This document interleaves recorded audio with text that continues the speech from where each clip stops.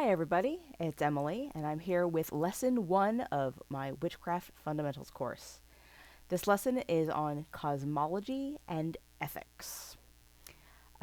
Don't worry about those big words. We're going to get into what they mean and how I use them. Cosmology, the way I'm using that in this course is how to think about the world around you, magic, how magic works in the world. Traditionally, cosmology is specifically, I think, the mythological beginning of the world, kind of fundamental thing. Um, and it definitely plays into how people tend to think about magic and how they use it. For me, it's not so important what you believe, so long as whatever it is that you do believe is compatible with the belief that magic is real. The whole purpose of this course is about learning how to use witchcraft to improve your actual daily life. If you don't think magic is real, maybe this is funny for you. I don't know. Um, but you kind of have to believe that magic is real and that witchcraft is real to practice witchcraft. The most common cosmologies and belief systems that tend to work with witchcraft as I practice it are things like paganism, polytheism, animism, a lot of different kind of indigenous traditions and belief systems. You do not have to believe in any particular religion, any spiritual path, any particular deities, whatever. That's kind of not required from witchcraft as a big umbrella term. If there's lots of specific traditions out there that have specific patron deities, work with specific kind of models of reality, that work with certain spirits, certain fae, all that sort of thing. This isn't that kind of path. This is an eclectic path where you can believe whatever it is you believe. If you don't believe in energy, maybe this is an interesting academic exercise. If you are a monotheist, a lot of what I say might be upsetting to you. Because I will talk about gods and spirits and other things. If you think there's only one, well, I don't know what to tell you.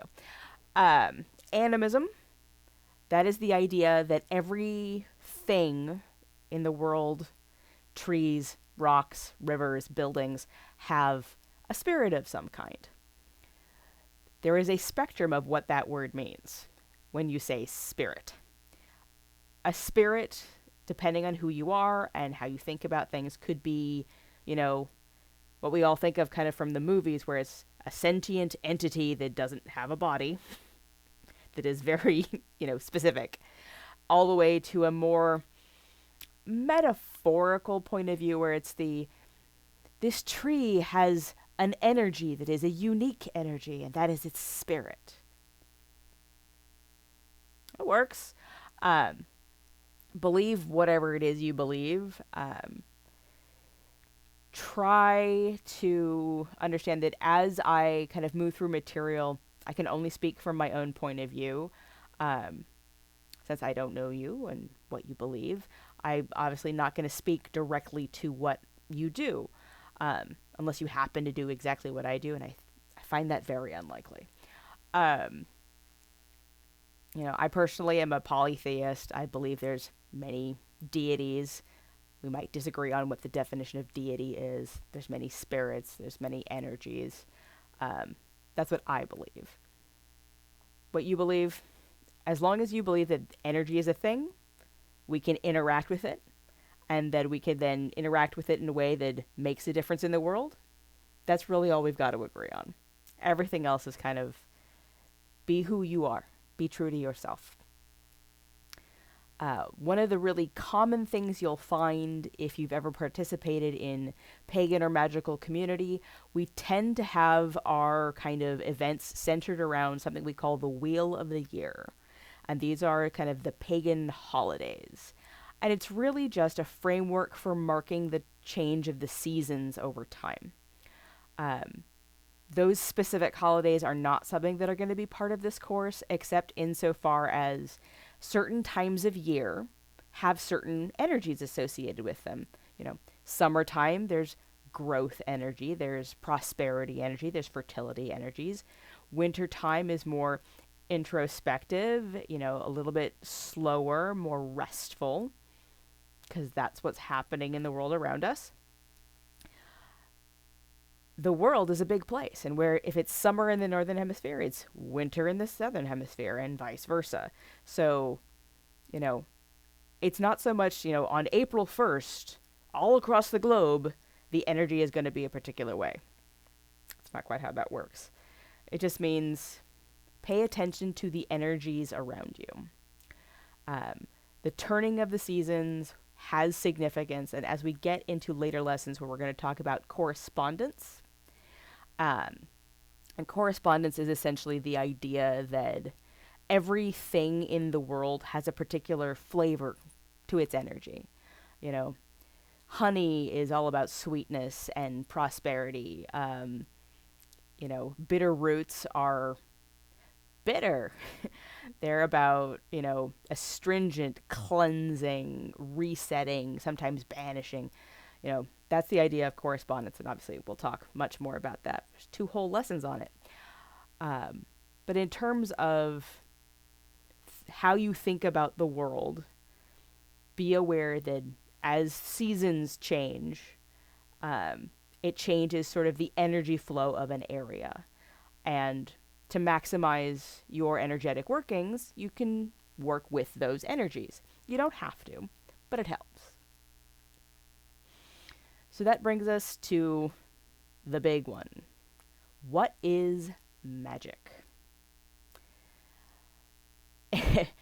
Every practitioner you ask will have a slightly different answer to the question of what is magic. Aleister Crowley put it as the science and art of causing change to occur in conformity with the will. Lots of fun capital letters in there. In his tradition, which is called Thelema, they had very, very specific ideas about how all that stuff works. What it really boils down into is magic is taking energy, tuning it with your intentions, and then sending it out into the world to manifest your intentions. Sounds great, doesn't it? Well, it's a lot more subtle than the movies might lead you to believe, and you know, all the great fantasy books of my childhood, where you wave a wand and make a thing. Not quite how it works. See, we have magic, and we have magical thinking. And they are 2 different things. And in fact, magical thinking is the scourge of magical community. What do I mean when I say magic versus magical thinking?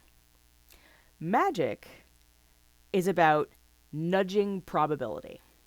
You know, in any given circumstance, there's that bell curve of probabilities. You know, and the stuff that's high up in the middle of that bell curve is the stuff that is most likely to happen at any given moment. The things that are down and below are the things that are unlikely to happen. What you do with magic is you take that set of probabilities and you make what you want to happen slightly more likely to happen. That's magic. You do everything you can in the mundane to make things as likely as possible for you to get what you want, and then you go that extra step by adding magic to it to nudge probabilities 2 degrees closer to the outcome you want. Magical thinking is I'm going to light this candle and chant this prayer, and then a television will manifest on my living room table.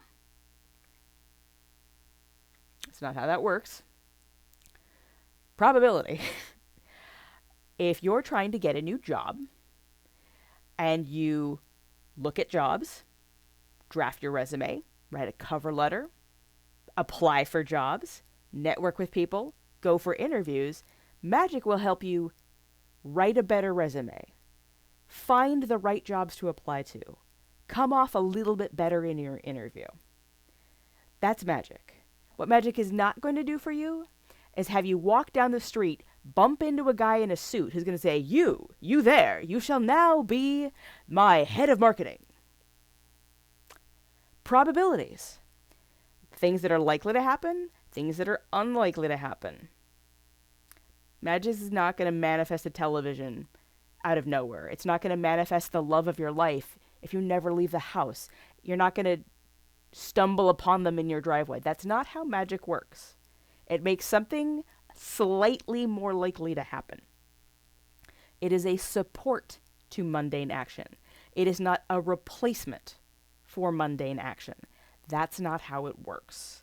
It'd be really nice if it did. But then no practitioners would be poor. If you look out in the community, who are the people that do magic? People who need change. If magic could change everything in an instant, everyone would have all the things they wanted. It's not how it works. So now that we know that magic is just a way of making our desired outcome a little bit more likely to actually happen. So how do we think about magic? There's a lot of different schools of thought about what magic is and how it really works. One of the fundamentals is the energy model. And if you look up the energy model in Google, I think you'll probably come up with some different pages in chaos magic that'll talk about it. But the idea is essentially energy is real. We as people have the ability to interact with energy, send it into the world, and have that energy cause change. That's the science and art of causing change to happen in a conformity with the will via energy. The spirit model is one that I work in a lot, and it's the idea that spirits are real, define them how you will, but you can interact with them and ask them to do things for you. Usually it's some kind of reciprocal, hey, if you ancestors, if you help me do well in this job interview, I will give you offerings of food and incense and honor your name. That kind of thing. That's the spirit model. There's also something called the psychological model.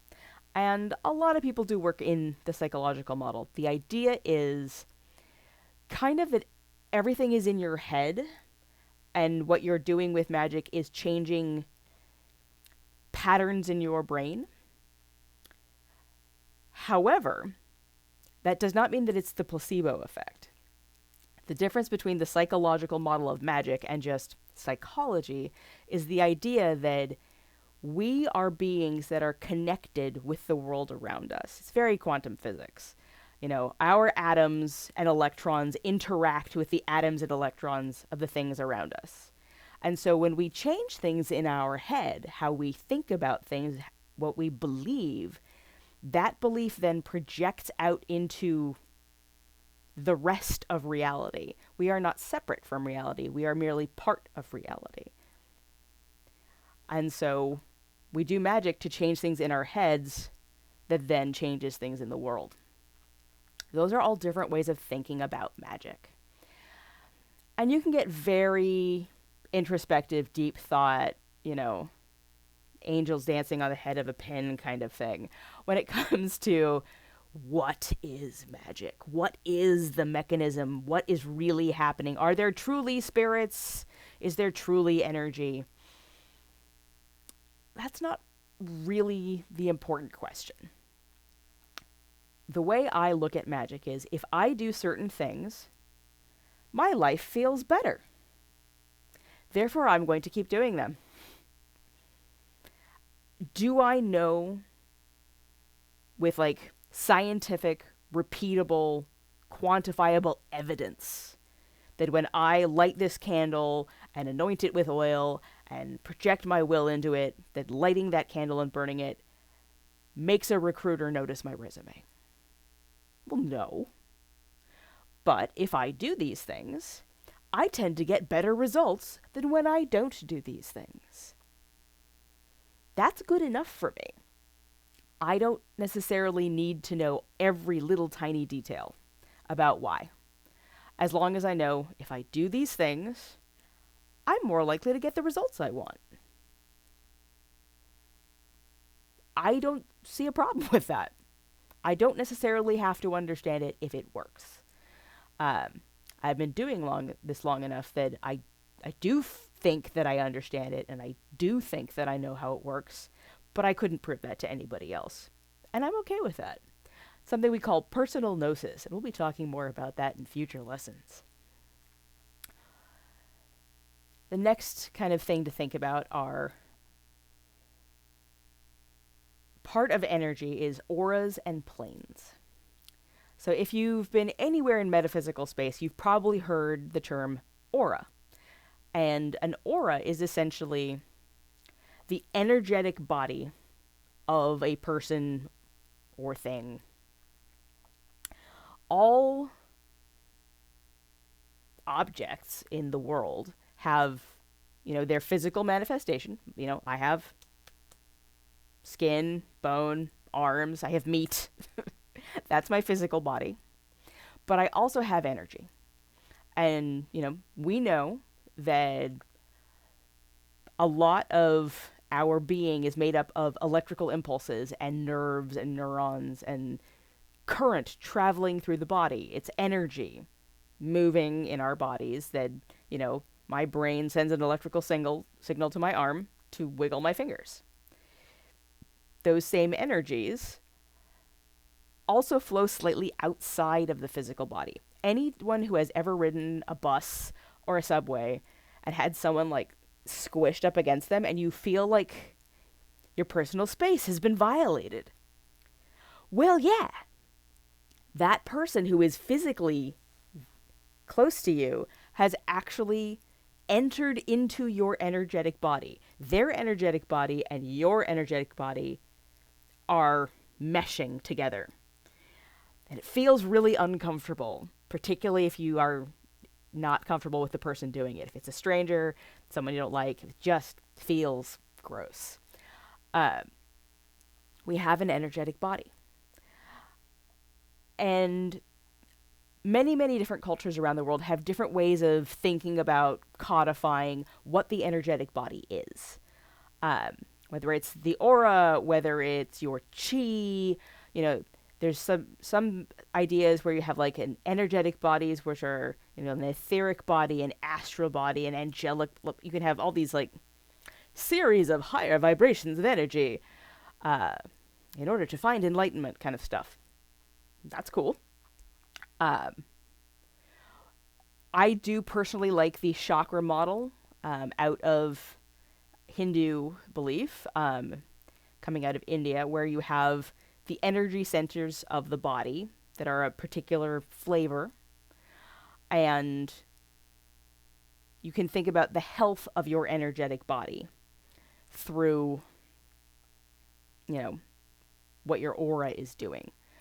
There's all kinds of information out there on meditations to help you to see auras, and different practices and disciplines all about learning how to better sense and see the energetic body. There's lots of different terms for it, lots of different techniques out there. If you like this, I encourage you to Google these things. Try some things out. But the important part at this stage, we'll talk a lot more about the aura in the next lesson. All you really need to know for now is you have a physical body, you have an energetic body, and you have to take care of it and be aware of it. We'll go into ways of doing that in the next lesson. The other thing to think about is just as we have an energy flow, the world around us also has energy flows. If you've ever seen a tide map of the ocean, there are certain flows and ebbs and eddies and ways that the water moves. Well, energy moves around the world in particular flows, eddies, currents. And these are things that as practitioners, we learn to be sensitive to. We learn how to interact with these natural energy flows, and a lot of the magic we'll do will involve interacting with those energy flows, pulling some of that energy, using it for your purpose, and then sending it back out. All you really need to know is that energy flows around the world in particular ways. At different times, it can be strong energies, weak energies. It can be of a particular flavor. Talked about a little bit earlier. Different times of the year, different energies are stronger or weaker. And all we really need to know about that is it exists, it has a flavor, and when we want our magic to be maximally effective, we want to take advantage of the quality of energy that is available to us. So if all of the energies around you, maybe it's the dead of winter, maybe it's all about introspection and quiet and slow moving, this is perhaps not the time to do a spell for fiery passion. Because that's not what the energy around you is like. You're going to have to work really hard to convert the raw energy of cold winter silence into, raging summer fun. Bit of an uphill battle. Can be done, but a little bit more work than I generally like to do. So maybe you change what you do. Instead of what I need is, riotous summer passion, maybe you can figure out how to use the stillness to quiet negativity rather than reaching for energy. Maybe it's going to be about cleansing negative influences to leave you more open to growth rather than going straight after the growth. Things to think about. There's the ideas of, we are here in the kind of the mundane plane, and there are higher vibration planes, and there are lower vibration planes. Different mythologies out there will talk about, like, the angelic plane, the godly plane, the underworld, the infraworld, chthonic planes.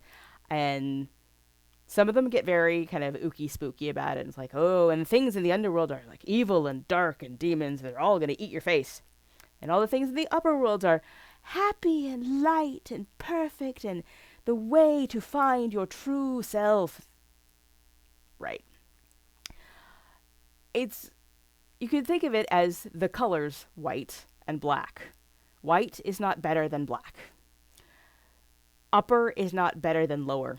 Higher is not better than lower. Faster is not better than slower. They're just different qualities. Different magic that you will do will require different qualities of energy depending on what you're trying to do. And we'll get into that when we get into spell work in a couple lessons. A lot of the work that you will do as a practitioner to learn how to recognize your own energies and the energies around you is with the aim of being able to match your energies to a higher or lower vibration plane so that you can do things that are easier in those energetic spaces. If you want to contact an ancestor, well, you're going to lower your vibrations so that you can then speak to those that are in the underworld.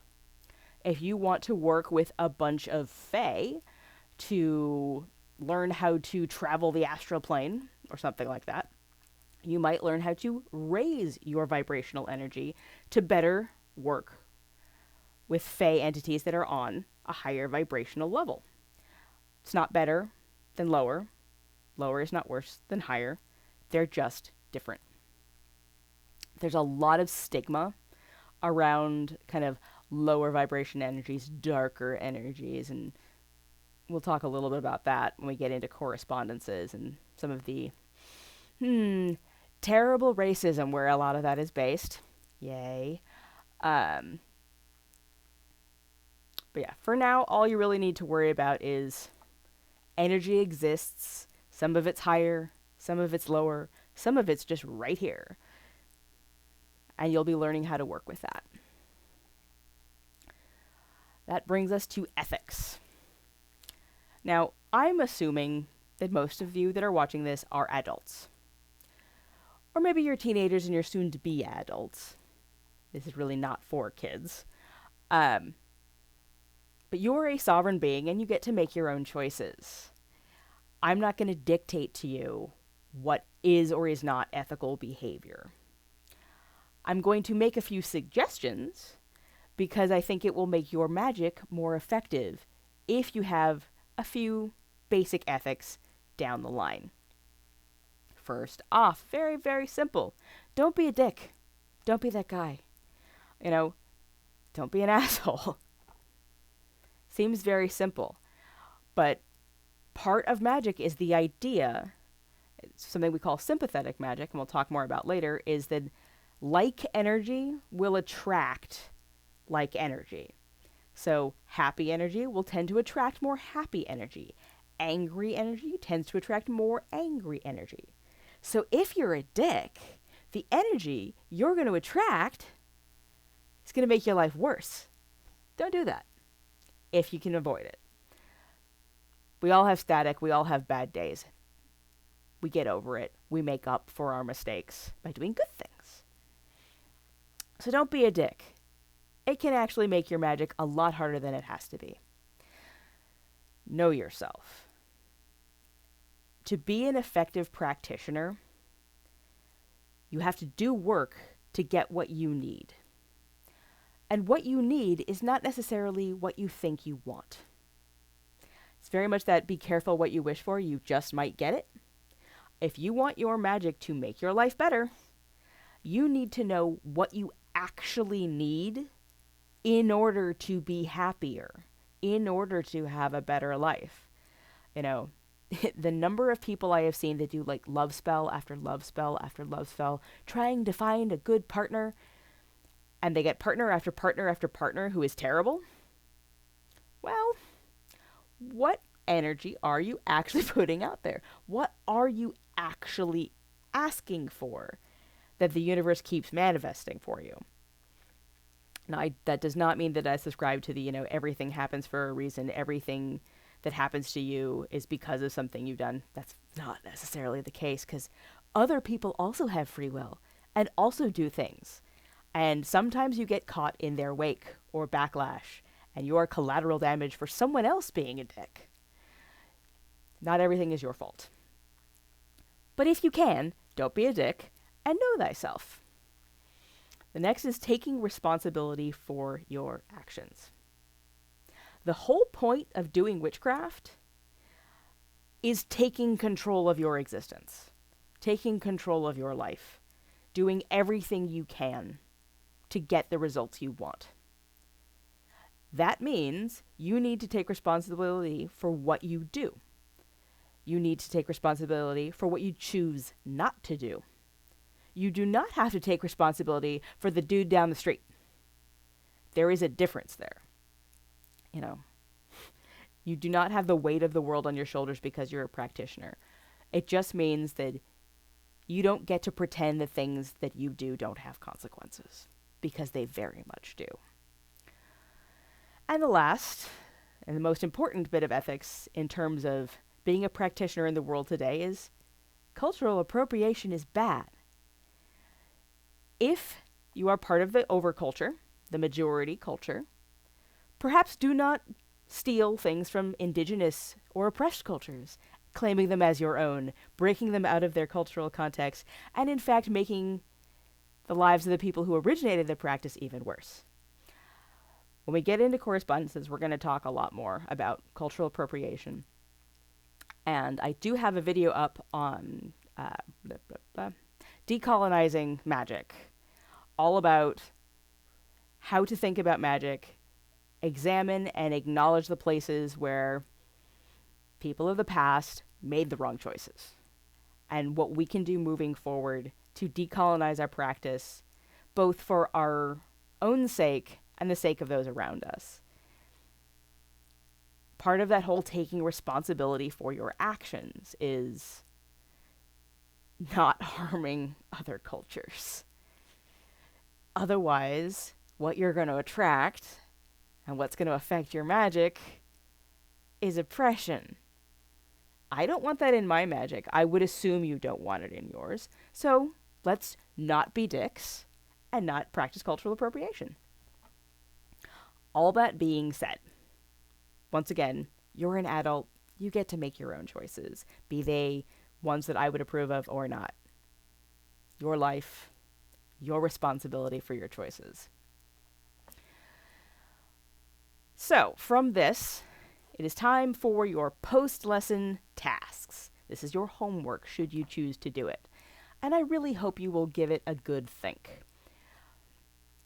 If you're the kind of person that likes to journal, these are all things you can talk about in a journal and write down, or you can just have a good think with a nice cup of tea or coffee or a croissant. Number 1, what is your personal cosmology/spirituality? I don't know, or I'm still looking, are valid answers to that. But think about what you believe about how the world works, how energy works, how magic works. Are there particular magical traditions that appeal to you or that you've already started to work with? You know, do you like the Norse mythology? That might lead you to Asatru or a heathen practice. Are you in Appalachia? Maybe you want to look at Southern Conjure. Maybe, my family is from Puerto Rico. They got a lot of Santeria there. That's a thing I can investigate. Think about the different traditions that are out there, what appeals to you and why. And if you want to, go do some research. Find out what they're all about. You might choose to tune your practices to work within a particular tradition's framework. Or you might not. That's fine. Think about those energy models that we talked about. The energy model, the magical models, the energy model, the spirit model, the psychological model. Do they appeal to you? Do they not appeal to you? If you have some kind of knee-jerk negative reaction to any of the things that I've talked about, the things that don't work for you will teach you more about your energies than the things that do work for you. Take the time to, when you have a problem, when something doesn't feel right, figure out why. Because there's always an alternative. Find it, try it out, find what actually works for you. And I highly recommend coming up with a basic code of ethics for yourself. When you're a beginning practitioner, everything seems a little bit fraught with peril. So build yourself some guide rails. I'm willing to maybe only do magic on myself. Maybe I'm only willing to do magic on myself and, to protect my house where my family lives. Maybe I'll only do things when I have explicit permission. I have to have a conversation with someone before I do magic for someone else. Maybe you're cool with a lot of other things. And as long as you're willing to take responsibility for the consequences of that, that's up to you. Think about where your line in the sand is for what you're willing to do and what you're not willing to do. And keep in mind that that's going to change over time. People change and grow. Who we are, what we do, how we feel about things, it's going to change. As you become a more expert practitioner, you get more comfortable with possibly riskier practices, with things that are more ethically gray. You don't have to have all the answers now. It's really to start thinking about it. Because as we move through these lessons, you're going to be asked to actually do some magic. And it's really important that you are comfortable with what you're being asked to do. So give it a think, decide where your lines are. And we will see each other again in the next lesson on metaphysical hygiene. Have a great day. Bye.